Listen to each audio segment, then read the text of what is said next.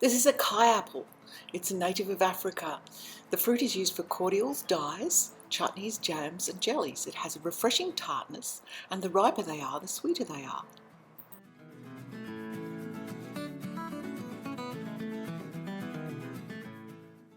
I'm going to make Kei apple jam using some extra pectin made from our own lemons.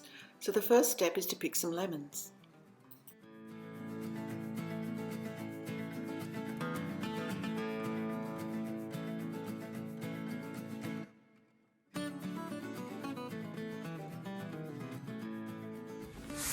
I'm going to extract some pectin from those lemons I picked a moment ago. Lemons are full of pectin. There's pectin in the skin, in the flesh, in the pith, the white part. Pectin's very useful when you want to make jam because it helps the jam to set.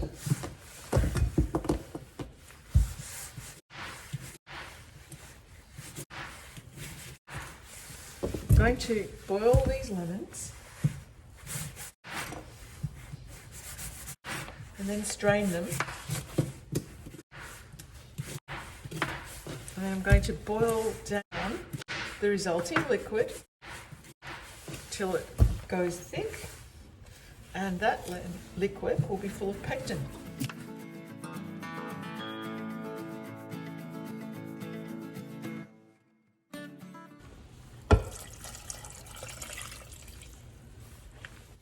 Adding the water and setting it to boil.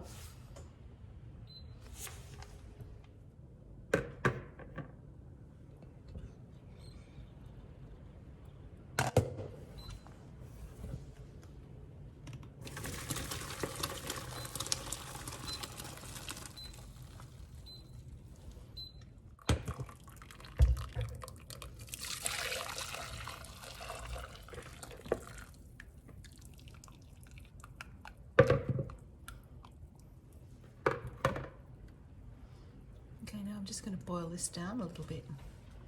Now the pectin has boiled down, or at least it's reduced from all that boiling and steaming. So I'm going to pour it out. You can see how it's gone all syrupy. That syrupiness shows that there's pectin in that water, pectin that came out of the lemons. There's some of it there.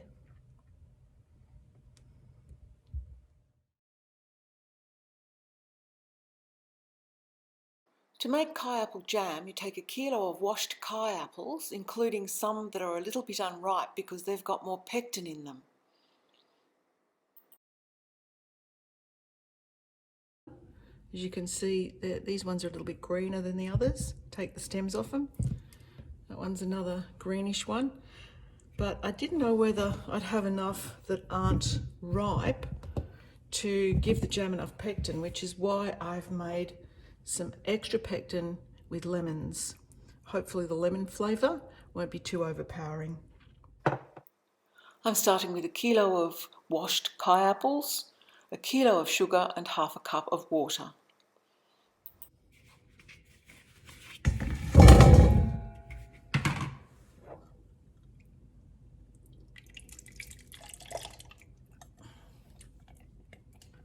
So instead of just plain water, I'm using the pectin liquid. It should make the jam solidify pretty well. And now bring it to the boil. Well, I've got a bit of a confession to make, and that is that I didn't make the pectin according to all the recipes on the internet that I found. I didn't discover this until afterwards, but apparently you're not supposed to use the yellow part of the lemon, just the white part of the lemon to boil it up to make your pectin. The reason being that the yellow part is the part that contains a lot of lemon flavour, and it might conflict with the fruit that you're using for your jam. However, I made pectin with the whole lemons, the seeds, the flesh, the white part, the yellow part, everything, and it turned out really well. Admittedly, my apple jam is pretty tangy, but it's tangy in a good way. So I think that it's a success story, but maybe if you make your own pectin at home, maybe you should scrape off the yellow part of the lemon before you make it.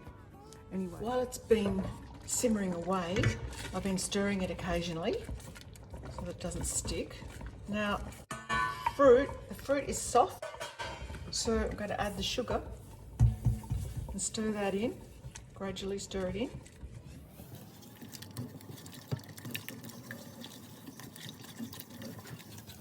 These fruits are quite tart, quite zingy, so they do need sugar, especially for jam, because it helps to preserve the jam.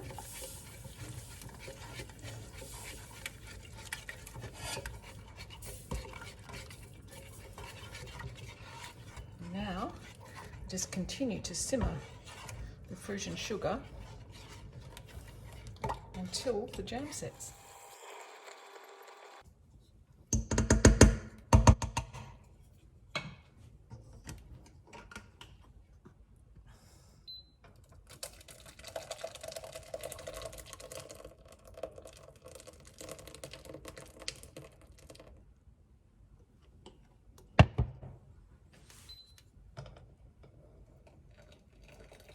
So the next step is just to push it through a fairly coarse sieve.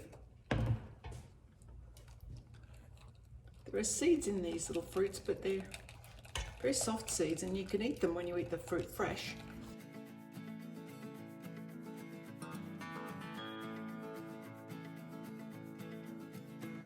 I've already tasted it and it tastes beautiful.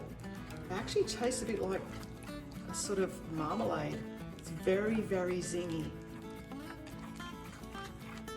We hoard our old jars for occasions like this. We've got old jam jars, old pasta sauce jars, ones I don't even recognise, probably olives or something. But you've got to sterilise them before you put the jam in. So I've just boiled the jug and I'm going to tip a little bit into each jar. I don't want to put it all in at once because the glass might break. I also need to sterilise the lids for my own peace of mind. Boiling water kills just about everything, so I might need 2 jugs full, but that's okay. Fill right up to the brim. Make sure all the germs are gone. And when you put the jam in, the jam's going to be hot too, and that will be another reason why the germs probably won't survive.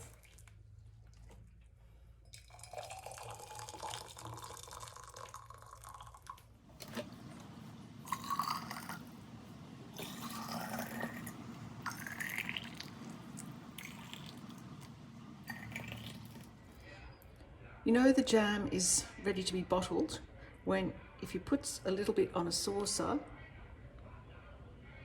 it sort of looks fairly solid. It doesn't run too much, it runs a little bit, not too much. As it cools down, it will run less and less. So you just kind of have to use your cook's wisdom to judge if that's set, and I think that's set.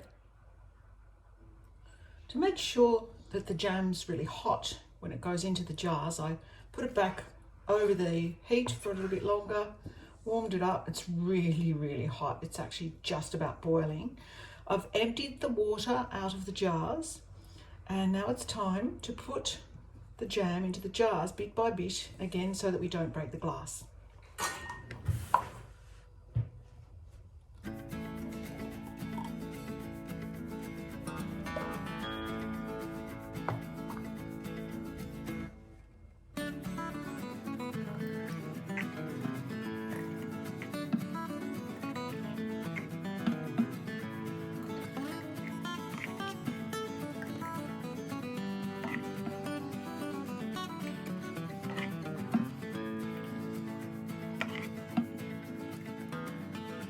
Filling the jars almost to the top, leaving a small air space at the top. I'm not going to fill all these jars, but that's okay. It's better to have too many jars and not enough.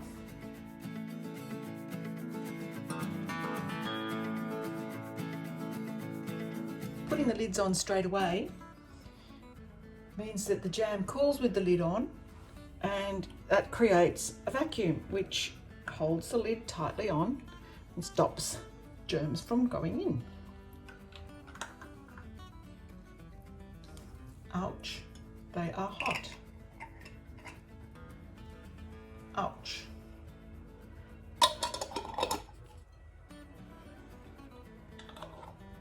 Now all that remains is to let the jam cool and put labels on it and dates.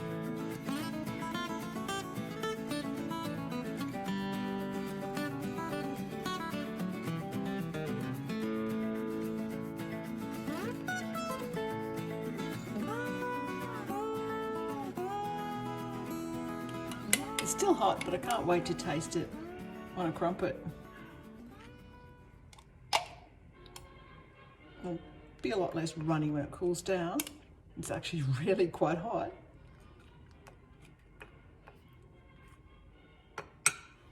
It's a beautiful colour.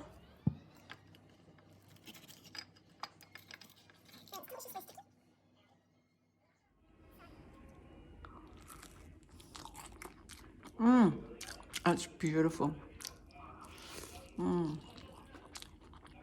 It's sort of a bit more like a cross between a jam and a marmalade, but it's well worth eating.